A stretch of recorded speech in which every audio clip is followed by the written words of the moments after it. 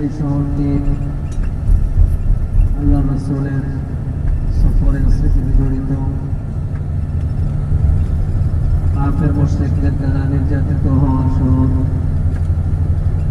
সবুজ শ্যামল বাংলাদেশের আবহাওয়ার সাথে সামঞ্জস্যপূর্ণ, কৃষিক্ষেত্রময়, বিভিন্ন ফলের সমারোহে অত্যন্ত সুদর্শিত শহর একটি হল তায়েফ।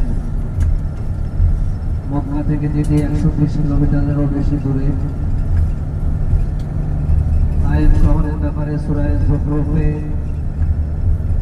31 নম্বর আয়াতে পরোক্ষভাবে আল্লাহ রাব্বুল আলামিন সূরা যুখরুফের ভিতরে তায়েফ শহরের কথা উল্লেখ করেছেন। তায়েফ শহরটি, এই শহরে আল্লাহ রাসূল সাল্লাল্লাহু আলাইহি ওয়াসাল্লাম 7ম শতাব্দীতে, খ্রিস্টাব্দ 7ম শতাব্দীতে তিনি এই এলাকায় সফর করেছেন। এই এলাকায় যে বংশধরের বসবাস সেটা হলো বনু সাকির পুত্র। এই তায়েফ শহর 5টি পৌরসভা আছে। তায়েফ শহরে 5টি পৌরসভা। এটি মক্কা প্রদেশের অন্তর্ভুক্ত। গ্রীষ্মকালীন রাজধানী হিসাবেও এটি সুপরিচিত। এই শহরে আঙ্গুর, ডালিম, ডুমুর, গোলাপ এবং মধু চাষের জন্য অত্যন্ত পরিচিত।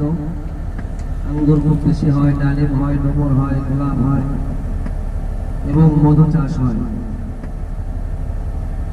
এবং তায়েফের ঐতিহ্যবাহী আতর তৈরিতেও তারা খুব সক্রিয় ভূমিকা পালন করে।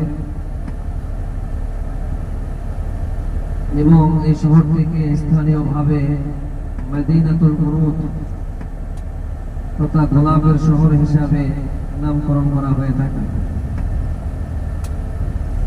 তায়েফ শহরে এখানে ওকাজ নামে বাজার আছে। সেখানে বাজার বসে। এছাড়াও এখানে একটি বিমানবন্দরও তৈরি করা হয়েছে 2020 সালে।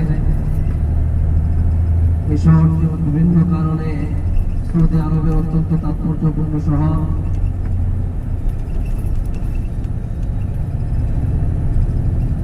আমি ইউনিভার্সিটি, তায়েফ ইউনিভার্সিটিও আছে একটি। এবং আমরা যখন তায়েফ শহরে ঢুকবো, সেখানে বাবু আব্দুল্লাহ ইবনে আব্বাস রাদিয়াল্লাহু তাআলা আনহু, হযরত আব্দুল্লাহ ইবনে আব্বাস গেট দিয়ে আমাদেরকে ঢুকতে হয়। সেখানে আব্দুল্লাহ ইবনে আব্বাস মসজিদ আছে, সেখানে আমরা নামবো।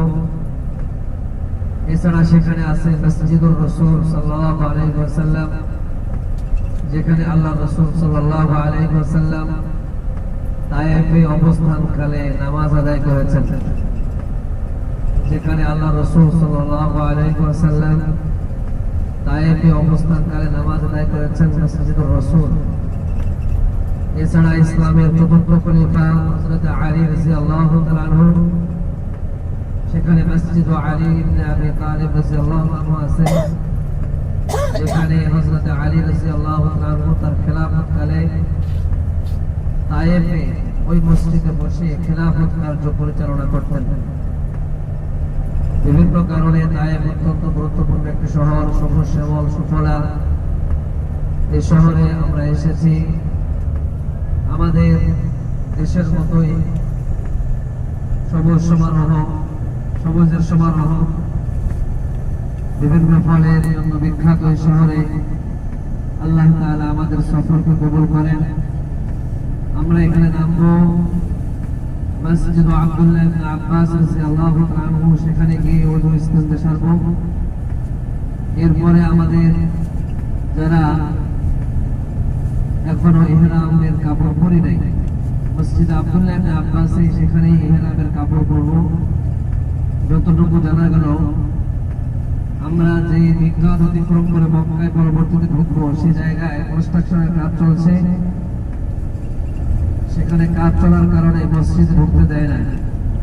ফলে আমরা সেখান থেকে ইহরামের কাপড় পরে ফেরার সময় আমরা কারণে মানাজিল ওই মিকাতের কাছে গিয়ে নিয়ত করে ইনশাআল্লাহ তালবিয়া পড়ব। এরপরে মক্কায় গিয়ে আমরা একটি পূর্ণাঙ্গ উমরা হবে ইনশাআল্লাহ। বাংলাদেশ থেকে প্রত্যেক বছর অনেক হাজী সাহেবানরা আছেন, প্রত্যেক বছর উমরা করার জন্য আসেন। 1,30,000 থেকে 1,50,000 2 লাখ পর্যন্ত টাকা খরচ করে একটি উমরার জন্য আসেন। আলহামদুলিল্লাহ, আমরা এই তায়েফ সফরের মাধ্যমে একটি পূর্ণ বিশেষিত অত্যন্ত সুন্দর একটি উমরার সুযোগ আমাদের হয়েছে। আল্লাহ তাআলা আমাদের সফরকে কবুল করেন, আমাদের উমরাকে কবুল করেন, আমাদের হজকে কবুল করেন, আমাদের সফরকে আল্লাহ তাআলা নিরাপদ ও সহজ করেন। সবাই বলি আমিন।